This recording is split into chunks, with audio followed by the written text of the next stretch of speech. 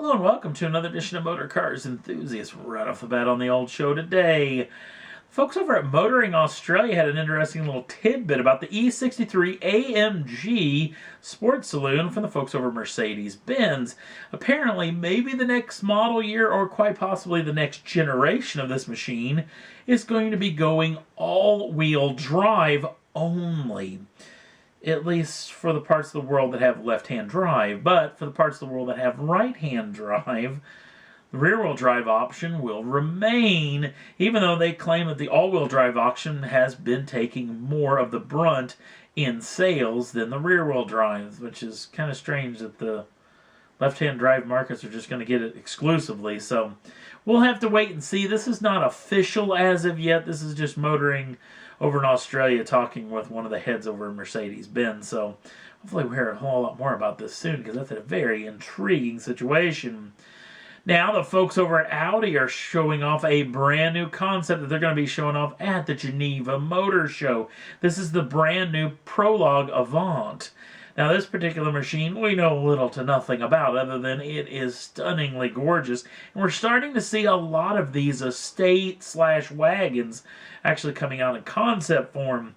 Now one thing that has been rumored is this vehicle is going to be hybrid drivetrain with a 455 brake horsepower, 553 pounds-feet of torque hybrid drivetrain. Not for sure if it's all-wheel drive, rear-wheel drive.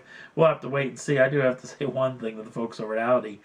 You need to build this thing. This is amazing looking.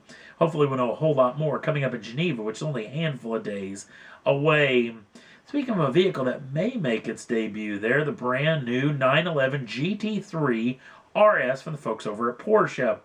Now, obviously, this is a picture of the last generation of that, but the brand new one supposedly coming very soon, and there is tons of rumors floating about that this thing may have a 4-liter, normally aspirated or possibly forced induction flat 6. It's going to be making 500 brake horsepower and 399 pounds-feet of torque. There's also a rumor that the manual transmission option is no longer going to be a possibility, as it's going to be PDK transmission all the way. Now again, it's a possibility this thing's going to debut at Geneva, and hopefully we'll know a whole lot more about it when it comes to there. Sticking with the Porsche group and looking at a vintage dashboard from a vintage 911, yeah, the folks over at Porsche are retrofitting something that's pretty doggone slick. Look at the center stack.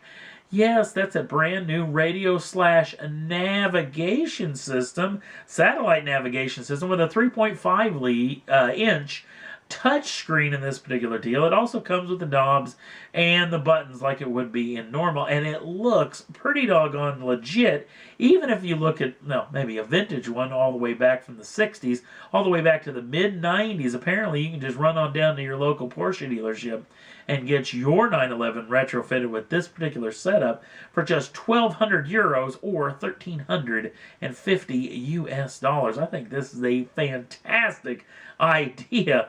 If I had an old 911, that would be the one place I would be heading right now.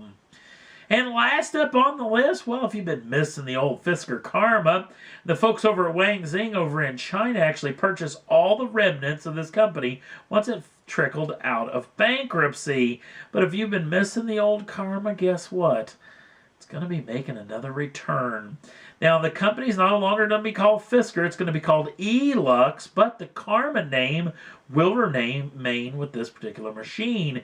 And in fact, they're talking about starting up production in 2016, which isn't too very far away. So if you're a big Karma fan, you don't have one as of yet, you better get your pennies together, because these machines will be going on sale once again.